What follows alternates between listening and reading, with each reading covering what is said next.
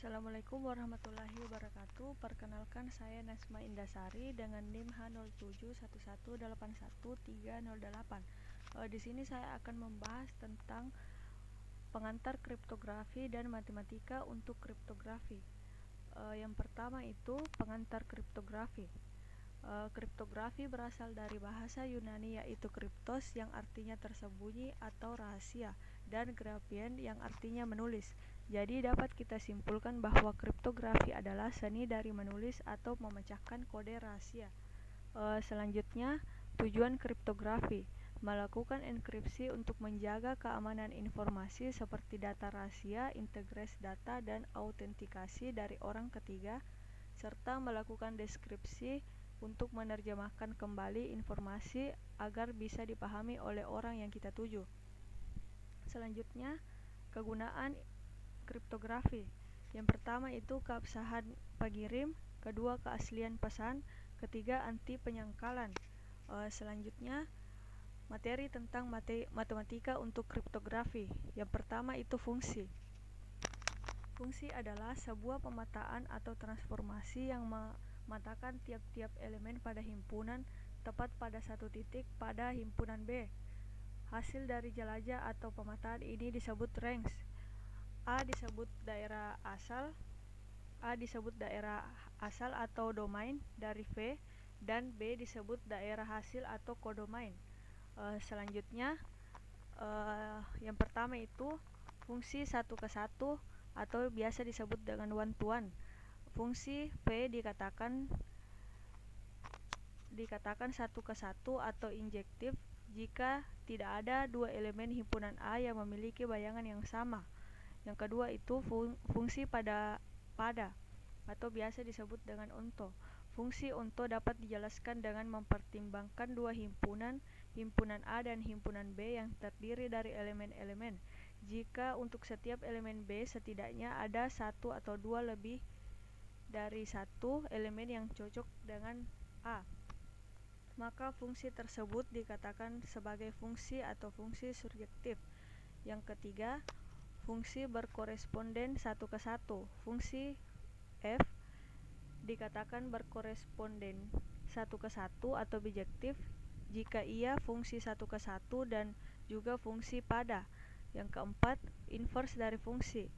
Fungsi inverse atau dapat disebut sebagai fungsi kebalikan adalah fungsi yang merupakan kebalikan dari aksi fungsi awalnya. Setiap fungsi mempunyai inverse, namun setiap inverse belum tentu sebuah fungsi. Selanjutnya, syarat inverse fungsi dikatakan fungsi. Fungsi inverse dari f dinyatakan dengan menambahkan -1 pada f atau ditulis dengan f kurang 1 Dari penjelasan sebelumnya, terlihat bahwa f kurang 1 ada apabila f dalam keadaan berkorespondensi 1 dan ff adalah fungsi bijektif. Fungsi f merupakan fungsi berkorespondensi 1 sehingga ketika f dibalik maka menghasilkan inverse yang merupakan fungsi juga. Yang keenam, fungsi satu arah. Fungsi fx mudah dihitung untuk x elemen A, tetapi sangat sungkar menemukan x sedemikian sehingga fx sama dengan y untuk y elemen jelajah f. Selanjutnya, kombinatorial adalah cabang matematika yang digunakan untuk menghitung jumlah penyusunan objek-objek tanpa harus menghitung semua kemungkinan susunannya atau tentang pengaturan objek. Pada kriptografi digunakan untuk menghitung banyak kunci yang bisa dibentuk, berapa banyak kombinasi plaintext dan ciphertext. Adapun bagian-bagian dari kombinatorial, yang pertama itu kaidah dasar menghitung. A. Kaidah perkalian, dan B. Kaidah penjumlahan. Selanjutnya, permutasi. Susunan atau urutan yang berbeda satu sama lain yang terbentuk dari sebagian atau seluruh objek. Yang terakhir, kombinasi. Jumlah urutan berbeda dari dari pengaturan objek dengan kemunculan diabaikan. Selanjutnya, teori informasi. mendefinisikan jumlah minimum bit untuk mengkodekan pesan. Contohnya yaitu 1 bit untuk pengkodean jenis kelamin, 3 bit untuk pengkodean nama hari, dan 4 bit untuk pengkodean angka 0 sampai 9. Selanjutnya, entropi. Sifat entropi yang pertama itu Hx lebih besar sama dengan dari 0 dan Hx lebih kecil dari Hx lebih kecil sama dengan log 2n. Yang kedua, Hx sama dengan 0 jika dan hanya jika P1 sama dengan 1 untuk setiap I dan Pj sama dengan 0 untuk setiap J tidak sama dengan I. Yang ketiga, Hx sama dengan log 2n jika dan hanya jika P sama dengan 1/n untuk setiap 1 harus lebih besar 1 dan lebih kecil untuk sama dengan n. Selanjutnya, teori bilangan. Teori mendasar dalam memahami kriptografi, khususnya sistem kriptografi kunci publik. Bilangan yang dimaksud di sini adalah hanya bilangan bulat integer. Bilangan A dan B misal A dan B adalah dua bilangan bulat dengan syarat A tidak sama dengan 0, dapat dinyatakan bahwa A habis membagi B jika terdapat bilangan bulat C sedemikian hingga B sama dengan AC. Selanjutnya, pembagi bersama terbesar atau biasa disingkat dengan PBB. Misal A dan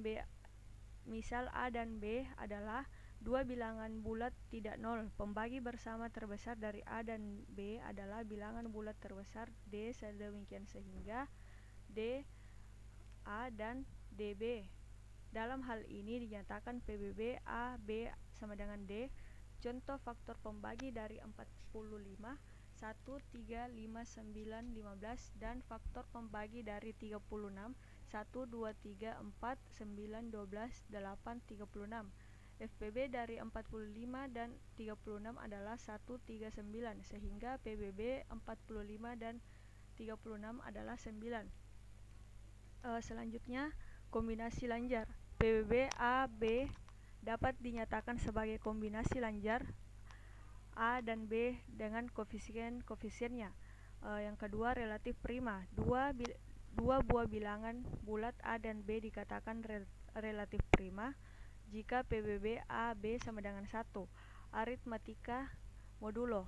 Misal A dan M bilangan bulat A lebih besar dari 0, operasi A modulo M memberikan sisa jika A dibagi menjadi M.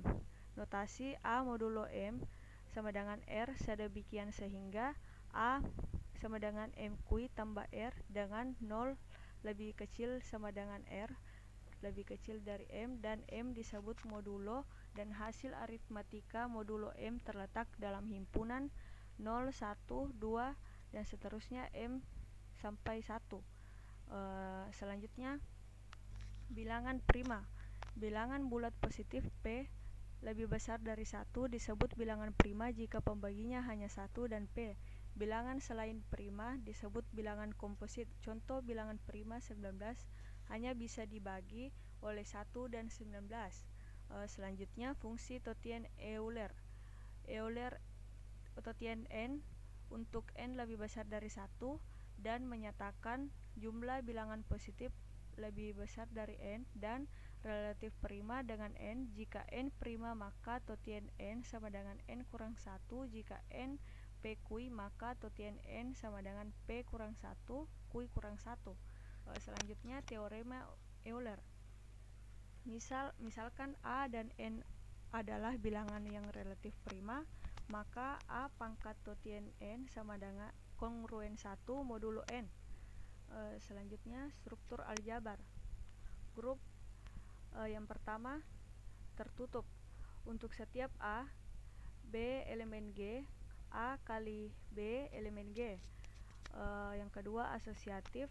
A kali B kali C sama dengan A kali B kali C untuk setiap A, B, C elemen dari G. Elemen identitas. Elemen untuk setiap A elemen G uh, A kali E sama dengan E kali A sama dengan A. Selanjutnya elemen inverse untuk setiap A elemen G, A kali S, A kali A aksen sama dengan A aksen kali A sama dengan E. Selanjutnya gelanggang atau ring dengan penjumlahan tambah dan perkalian. R perkalian adalah grup Abel dengan elemen identitas 0. Operasi perkalian bersifat asosiatif, yaitu A kali B kali C sama dengan A kali B kali C untuk setiap A, B, C elemen dari R. Operasi X bersifat distribusi terhadap penjumlahan. Untuk X, Y, R elemen dari R berlaku R kali X tambah Y sama dengan R kali X kali R kali Y, dan X kali Y kali R sama dengan X kali R kali Y kali R. Gelanggang Zn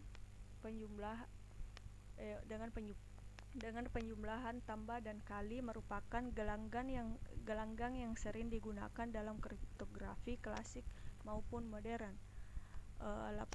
Selanjutnya lapangan atau field. Penjumlahan dan perkalian merupakan gelanggang. Untuk F sama dengan himpunan 0, X merupakan grup Abel. Contoh lapangan bilangan real dan bilangan rasional. Sekian dari saya. Mohon maaf jika ada kesalahan. Terima kasih.